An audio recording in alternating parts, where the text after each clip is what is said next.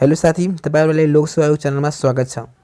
नेपाल प्रहरी जवान जनपद पदको प्रतियोगितात्मक लिखित परीक्षा 2077 11-22 गते यो प्रश्न सोधिएको थियो। यसमा दिएछ हाम्रो विषय नेपाली रचना, अंग्रेजी र गणित, सामान्य ज्ञान र प्रहरी सेवा र बौद्धिक परीक्षा दिए साथीहरु सोधेको थियो। जनपदतिर प्रहरी जवानमा कस्तो खालका एग्जाममा प्रश्नहरु सोध्ने काम गर्छ, सम्पूर्ण जानकारी म आज यस भिडियोमा बताउने काम तपाईहरुले गर्छु। साथीहरु, सबभन्दा हामी भिडियो सुरु गर्नुभन्दा पहिला तपाई यस च्यानलमा न्यू हुनुहुन्छ भने च्यानललाई सब्स्क्राइब गरिदिनु होला, बेल आइकनलाई प्रेस गरेर नोटिफिकेसनलाई अन गरिदिनु होला ताकि लोकसेवा सम्बन्धी कुनै पनि प्रश्न, कुनै पनि भ्याकेन्सी खोलोस्, कुनै पनि सम्पूर्ण लोकसेवा सम्बन्धी सम्पूर्ण जानकारी म यस च्यानलबाट अपलोड म गर्छु। र साथीहरु, म धेरै यताउता नभन्दै भिडियो सुरु गर्न चाहन्छु। त्यसमध्ये हाम्रो मेन कुरामा तपाईलाई बताइदिन्छु भिडियोमा। सबभन्दा साथीहरु, हाम्रो समय 2 घण्टा हुन्छ यसमा। ल पूर्णांक हाम्रो 100 अंक हुन्छ। यसमा हाम्रो अब्जेक्टिभ क्वेशन आउँछ 40 वटा आउँछ, ट्रिक हान्नको लागि 40 वटा आउँछ। र साथीहरु, तपाईहरु एक्जाममा बस्नु हालमा सबभन्दा पहिला तपाई यो प्रश्नपत्र पाएपछि के लेख्न जुन माथि साथीहरु यहाँ दिएछ, के दिएछ साथीहरु, यहाँ तपाईहरुलाई देखाइदिएछु यहाँ के दिएछ। यो के लेख्न नबिर्सनु होला साथीहरु, किनभने तपाई के लेख्न बिर्सनुहुन्छ भने तपाईको कपी रद्द हुन्छ, तपाईको कपी नै चेक हुँदैन। साथीहरु, अब भिडियोमा सुरु गर्न चाहन्छु। त्यसमध्ये 1 नम्बरमा दिएछ तर्कमध्ये कुनै कार्य प्रहरीले गर्नु हुँदैन। तर्कमध्ये कुनै कार्य प्रहरीले गर्नु हुँदैन दिएछ। 1 नम्बरमा दिएछ राजनीतिमा भाग लिन, दान उपहार लिन, व्यापार व्यवसाय गर्न, माथिको सबै। यसको साथीहरु माथिको सबै हो। नेपाल प्रहरीले यस्तो कुनै पनि काम गर्नु हुँदैन। बी नम्बरमा दिएछ साथीहरु प्रहरी कर्मचारीले 2 वर्षमा कति दिन घर बिदा पाउँछ। साथीहरु, प्रहरी कर्मचारीले 2 वर्षमा कति दिन घर बिदा पाउँछ। र साथीहरु, 1 वर्षमा प्रहरी कर्मचारीले 30 दिन घर बिदा पाउँछ भने 2 वर्षमा 60 दिन घर बिदा पाउँछ। यसको आन्सर डी हो साथीहरु। ल अब हामी हेरौं क्वेशन नम्बर 3 मा दिएछ नेपाल प्रहरी कुन मन्त्रालय अन्तर्गत पर्दछ। साथीहरु, म तपाईलाई बताउन चाहन्छु आर्मी साथीहरु रक्षा मन्त्रालय अन्तर्गत पर्छ भने एपीएफ र जनपद प्रहरी तर्फ गृह मन्त्रालय अन्तर्गत यिनीहरु पर्ने काम गर्छ। र अब हामी साथीहरु 4 नम्बरमा हेरौं नेपाल प्रहरी मार्फत जम्मा कतिवटा जिल्ला प्रहरी कार्यालय रहेका हुन्छन्। यसको आन्सर साथीहरु 77 हो। 77 वटा रहेका हुन्छ यसमा।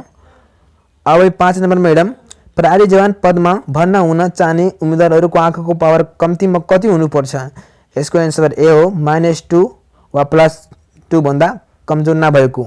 अब 6 नम्बरमा हेरौं हामी प्रहरी सेवामा राजपत्र अनाङ्कित प्रथम श्रेणीका तर्कमध्ये कुन पद रहन्छ। प्रहरी जवान, प्रहरी हवलदार, प्रहरी निरीक्षक, प्रहरी नायब निरीक्षक। यसको आन्सर साथीहरु सी हो, प्रहरी नायब निरीक्षक हुन्छ। ल हामी 7 नम्बरमा हेरौं प्रहरी कर्मचारीको काम कर्तव्य र अधिकार तर्कमध्ये कुन होइन। प्रहरी आचरण तथा अनुशासन रहने, विपदको समयमा तुरन्तका साथ उद्धारमा संलग्न हुने, फरार अपराधी फेला परेमा छानबिन गर्ने, कमान्डरलाई प्रतिवेदन गर्ने, कमान्डरले दिएको आदेश तुरन्तका साथमा कार्यान्वयन गर्ने। साथीहरु, यसको आन्सर मलाई त्यति थाहा भएन, तपाईहरुलाई थाहा हुन्छ भने कमेन्टमा लेखिदिनु होला यसको आन्सर। ल अब 8 नम्बरमा हेरौं महानगरीय प्रहरी आयुक्तमा हुने दर्जाको प्रहरी रहने व्यवस्था रहेको छ। साथीहरु, यसको आन्सर ए नम्बर हो, प्रहरी अतिरिक्त महानिरीक्षक हो। 9 नम्बरमा दिएछ यस चिन्हले के जनाउँछ। यस चिन्हले साथीहरु 9 नम्बरमा दिएछ प्रवेश निषेध जनाउँछ। प्रवेश निषेध जनाउँछ यस चिन्हमा। अब साथीहरु अर्कोतिर हेरौं। ल हामी साथीहरु अब 10 नम्बरतिर हामी आएछौं। यहाँ नेपालको सर्वोच्च अदालतबाट प्रतिनिधिमा पुनः स्थापना गर्ने निर्णय कहिले भयो। यसको साथीहरु मलाई त्यति क्लियर थाहा भएन, तपाईहरुलाई थाहा हुन्छ भने कमेन्टमा लेखिदिनु होला। प्रश्न चिन्ह भएको ठाउँको लागि सही विकल्प खोज्नुहोस्। गाईको गोड हुन्छ भने चराको गोड हुन्छ। साथीहरु, यसको 11 नम्बरको आन्सर ए हो, चरा हो।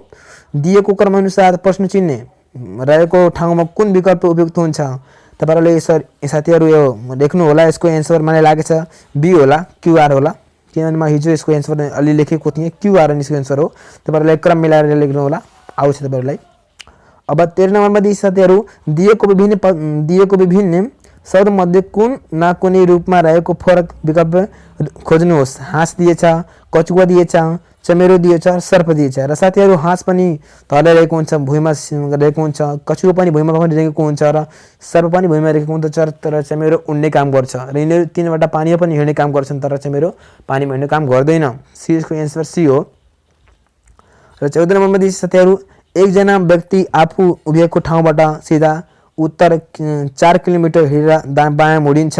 झन्डै 8 किलोमिटर हिँडेपछि बायाँ मुडिएर 2 किलोमिटर हिँड्छ, फेरि बायाँतर्फ मुडिन्छ, 11 किलोमिटर हिँडेर उडिन्छ। अहिले त्यो व्यक्ति सुरुको स्थानको सीमा लाइनभन्दा कति दूरीको बिचमा पुगेको होला? साथीहरू यसको एन्सर तपाईँहरूले हिसाब गरेर निकाल्नु होला। ल 15 नम्बरमा हामी दिएछ यदि हाउलाई बुझाउने के आरजेड कोड गरिन्छ भने EHQFK कोडलाई के बुझाइन्छ? यसको कोड निकाल्नु होला साथीहरू। सिम्पल मेथड छ, यसलाई निकाल्न सक्नुहुन्छ। अब 16 नम्बरमा दिएछ काको हिँडाइको गति 2 किलोमिटर प्रति घण्टा। खाको हिँडाइको गति काको दोब्बर छ, का भन्दा खाको दोब्बर छ। 2 दिएछ भने 2 को पनि 4 हुन्छ। गाको हिँडाइको गति काको दोब्बर छ। अब गाको पनि 4 दूना 8 हुन्छ साथीहरू। यदि का ख ग एउटै समय र स्थानबाट हिँड्ने सुरु गरे भने 2 घण्टा 30 मिनटमा का र गाको बिचको दूरी कति हुन्छ? साथीहरू यसको 13 हुन्छ। यसको ए नम्बर एन्सर हो। यसको म हिजो हिसाब गरेको थिएँ अलि। दिएका विकल्पहरूमध्ये समूहमा नमिल्ने विकल्प कुन हो? यसको साथीहरू ए एन्सर हो। यो ए मिल्दैन। धागोको कपडा हुन्छ, रुखको पात हुन्छ भने दिनको घण्टा हुन्छ, यो ए मिल्दैन यसको साथीहरू। अब 18 नम्बरमा दिएछ पूर्वतिर फर्केर हिँडिरहेको व्यक्ति 2 पटक दायाँ र 1 पटक बायाँतिर दिशातर्फ मुडिएर हिँड्छ भने त्यो व्यक्ति कुन दिशातर्फ फर्केर हिँडिरहेको होला? यसको एन्सर होला साथीहरू मलाई थाहा भएन, पश्चिम यसको एन्सर मैले लागेछ। तर तपाईँहरूलाई दिशाहरूलाई खोल्याएर कपीमा गर्नु होला। अब 19 नम्बर दिएछ धरती आकाश भए जस्तो राजाको के हुन्छ? धरतीको भए आकाश हुन्छ भने राजाको रानी नै हुन्छ। यसको एन्सर ए नम्बरमा दिएछ साथीहरू, रानी नै हुन्छ। तलका शब्दहरूलाई अर्थपूर्ण क्रममा मिलाउनुहोस्। अब साथीहरूले पहिला प्रहरी हुन्छ कि पहिला सजाय हुन्छ कि अपराध हुन्छ कि न्यायाधीश हुन्छ कि निर्णय हुन्छ, यो क्रममा मिलाउन हेर्नु होला। यसरी मलाई एन्सर लागेको पहिला प्रहरी हुन्छ, पहिला अपराध हुन्छ, अपराध भएपछि साथीहरू फेरि प्रहरी आउँछ, पहिला अपराध हुन्छ फेरि प्रहरी आउँछ, फेरि न्यायाधीश, फेरि न्याय हुन्छ, फेरि निर्णय हुन्छ, फेरि सजाय हुन्छ। यसको एन्सर 3 नम्बरको सी होला। सी नै यसको एन्सर हो।